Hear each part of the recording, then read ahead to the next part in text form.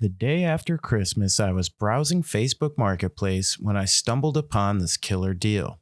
The ad was for a full PC with an AMD 8-core CPU. In the picture, it looked to be a newer motherboard with an AMD cooler, so I took a gamble.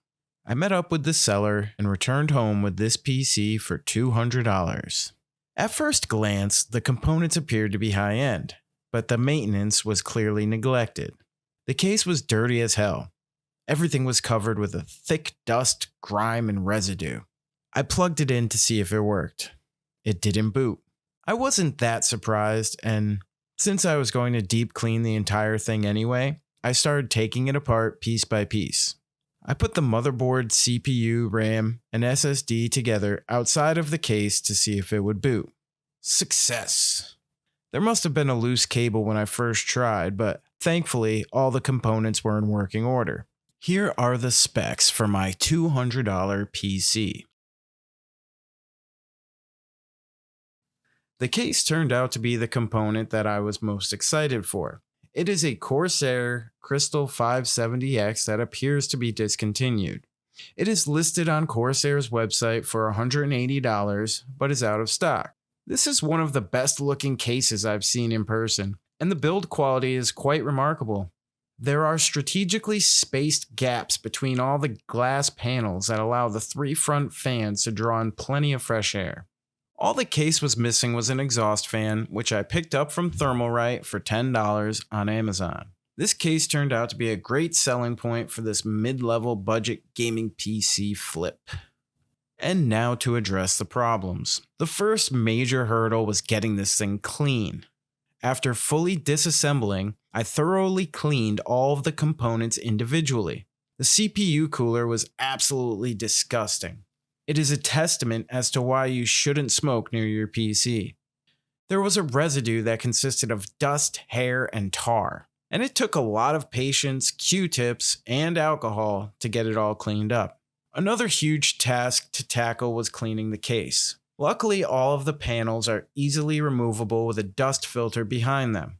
I blew out all the dust and debris and wiped every inch of the case with a cleaning solution. I then cleaned all the glass panels with glass cleaner. The transformation was remarkable. I was able to restore the case to near perfect condition. Next to address was the CPU cooler. Cooling the 3800X was the AMD Wraith Prism. The RGB looks great on this box cooler, but the performance, while manageable, wasn't quite at the level I prefer. Under full load, the fan has to spin at max speed, creating a lot of noise. I replaced the stock cooler with a Cooler Master Hyper 212 Black RGB that I had from a previous build. This helped lower the temps after a 10-minute Cinebench run by about 8 degrees. The 3800X performed quite well, scoring a 12,300 in Cinebench R23, falling only about 1,000 points short of what my 5700X scores with no tuning. The biggest downfall of this PC is definitely the GPU. The GT 730, despite having 4GB of VRAM, is useless for anything other than a display out. I tried running a basic DirectX 9 benchmark and it ran at 1 frame per second. Absolutely zero gaming potential on this thing. I wouldn't pay more than $10 for this hunk of junk. So I jumped on Craigslist and I was able to find an EVGA GTX 1660 Ti listed at $120. I offered the seller $80 and he accepted. The seller said he only used it a few times and it showed.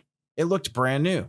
After a painless transaction, I now had the perfect GPU for this build.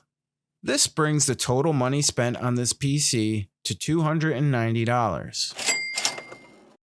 With the GTX 1660 Ti and the 3800X, this is a very capable 1080p rig that can handle gaming, streaming, and video editing.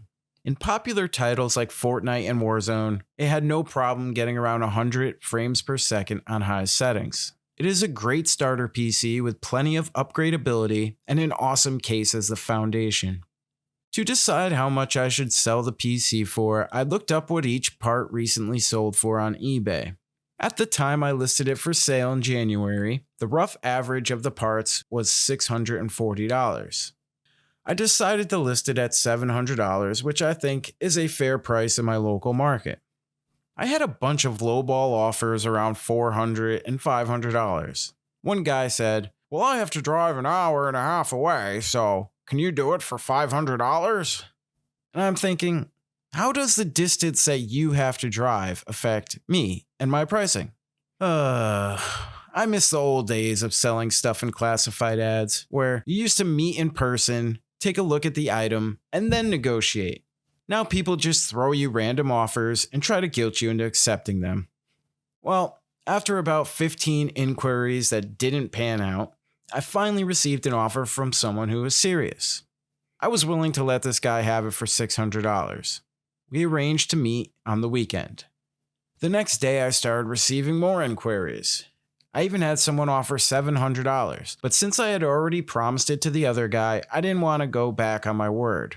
I know in business you're supposed to take the highest offer, but in this situation, I decided that doing what's right was more important to me, and I was already meeting my goal for profit anyways. I ended up meeting the buyer and completing the transaction. Although the process of dealing with people on internet marketplaces can be daunting, I still find it to be a worthwhile venture if you can keep your emotions out of it. I made $310 on my first PC flip. Overall, it was a fun experience that I have wanted to do for a while. I hope this can be a springboard to more budget build PC flips in the future.